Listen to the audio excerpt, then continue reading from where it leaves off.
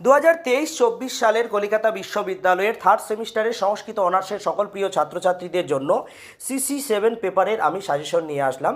তোমরা সবাই জানো এর আগে CC5 আর CC6-এর আমি সাজেশন দিয়েছিলাম। তোমরা যারা দেখোনি সেই ভিডিও দুটি দেখে নিও।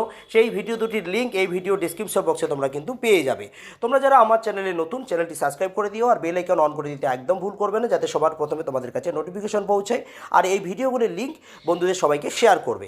তো আজকে আমি আলোচনা করব CC7-এর আমাদের 65 নম্বরের থিওরিক্যাল পরীক্ষা দিতে হয়। সেকশন এ থেকে আমাদের 10 মার্কস আছে ইউনিট 2 এর।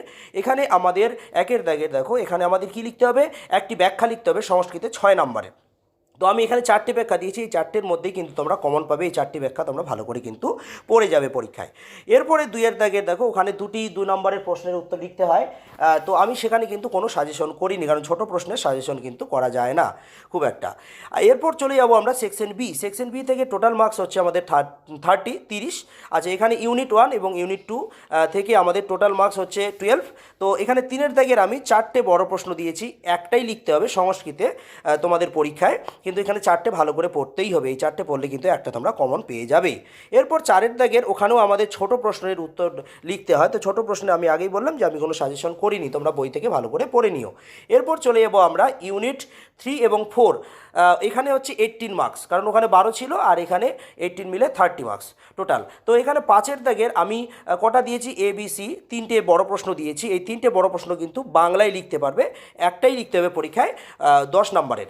এরপর 6-এর দাগের এখানে 6টা টিকা দিয়েছি আমি, এখানে এই 6টা টিকা কিন্তু বাংলায় আসবে, তোমরা 2টো লিখবে পরীক্ষায়। এই 6টার মধ্যে কিন্তু কমন পাবে, এই 6টা কিন্তু ভালো করে পড়ে নিও। এরপর সেকশন সি থেকে মার্কস হচ্ছে কত, 10 মার্কস ইউনিট 1-এর। আমাদের এখানে কি রয়েছে, এখানে সংস্কৃত ব্যাখ্যা রয়েছে 6 নম্বরের, সংস্কৃতে লিখতে হবে। আমি 3টে দিয়েছি, এই 3টে করলেই কিন্তু তোমরা কমন পেয়ে যাবে। তো ভালো করে তোমরা পড়ে নেবে।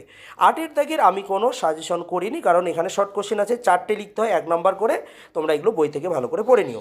সেকশন ডি এর আমাদের এখানে 15 মার্কস ইউনিট 1-এর। তো 9-এর দাগের আমি 3টে বড় প্রশ্ন দিয়েছি, এই 3টে বড় প্রশ্ন থেকে একটাই লিখতে হবে পরীক্ষায়। এই 3টে থেকে তোমরা কিন্তু কমন পেয়ে যাবে একটা, 10 নম্বরে লিখতে হবে সংস্কৃতে। আর 10-এর দাগের টপিকের আমি কোনো কিন্তু সাজেশন করিনি, কারণ ওখানে 5টি ছোট প্রশ্ন লিখতে হয়, সেটা তোমরা বই থেকে ভালো করে পড়ে নিও। তো যাই হোক, আজকে CC7-এর তোমাদের আমি সাজেশন দিয়ে দিলাম। খুব শীঘ্রই SSC A1-এর আমি সাজেশন দেবো। তোমরা চ্যানেলটি সাবস্ক্রাইব করে রাখবে আর বেল আইকন অন করে দিতে একদম ভুল করবে না। ধন্যবাদ।